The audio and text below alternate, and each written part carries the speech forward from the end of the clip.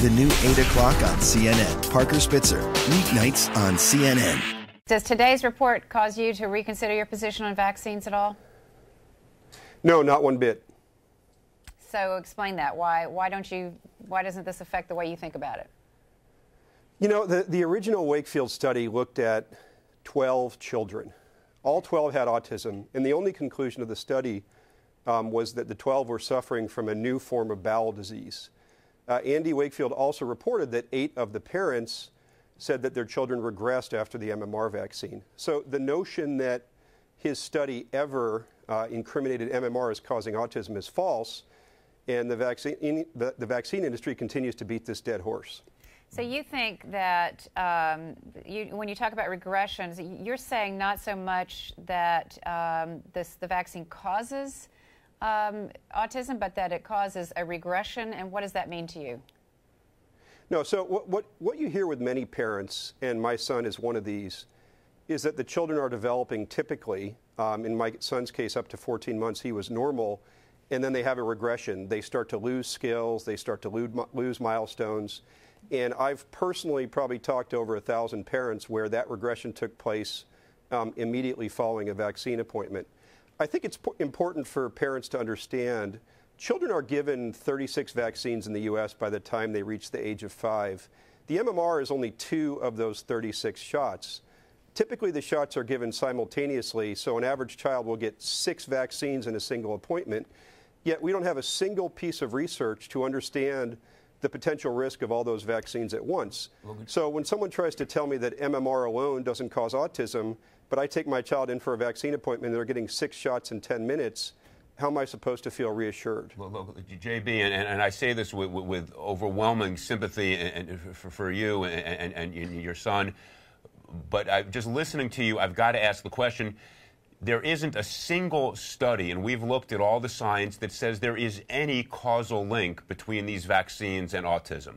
And I know you're saying there isn't a study that disproves it, but there's no affirmative causal link there. And so don't you think it would make more sense to look at other potential causative factors?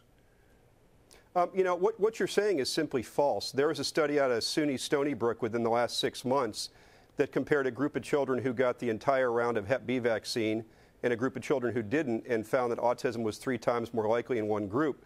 There's a new study out of the University of Pittsburgh that took primates and vaccinated a group of them and didn't vaccinate the other, and they're finding dramatic differences between the two sides. So to represent that somehow the science has been done is simply false. More importantly, the science that has been done is what we like to call tobacco science. You take a group of kids who all got vaccines but got a little less mercury, and compare it to a group of kids who all got vaccines but a little more mercury, find that there's no difference in autism, and then claim that vaccines don't cause autism.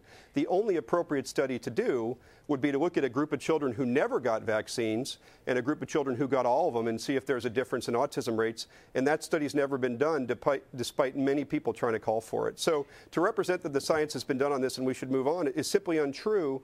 And the vaccine makers are highly effective at PR, which is why I'm here talking to you guys tonight. Well, JP, you obviously feel passionately about this, and we can certainly understand that. How do you feel specifically about when you find out that this particular Dr. Wakefield was actually deliberately fraudulent in advancing the claim that there was a connection? You know, what's interesting is there are 12 children in the original study in The Lancet, okay? The parents of the 12 children have all written, time and again, letters in support of Andy Wakefield. The study's conclusion was that the children were suffering from bowel disease, and Andy went on to mention that 8 of the parents claimed the regression took place after the MMR. So the notion that the data is somehow new, what's new? They didn't suffer from bowel disease, even though all the parents have represented that they did. People need to look at the details and not look at the headlines. This is an attempt to whitewash once and for all the notion that vaccines cause autism. They're not just beating a dead horse. They're beating a horse that never existed in the first place. That's not what Wakefield's study said. It's a 7-page study. It's on the Generation Rescue website. Anybody could read it for themselves and verify that what I'm saying is true. JB, again, with all sympathy, and as somebody who has been a harsh critic of Big Pharma. I don't need any sympathy. Well, okay, but what I'm about to say is... What I need is the facts and someone to look at the details.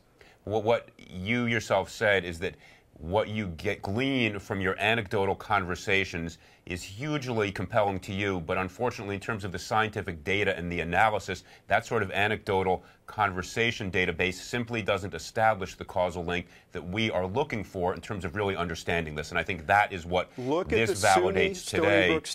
This one study that people had looked at was fraudulent.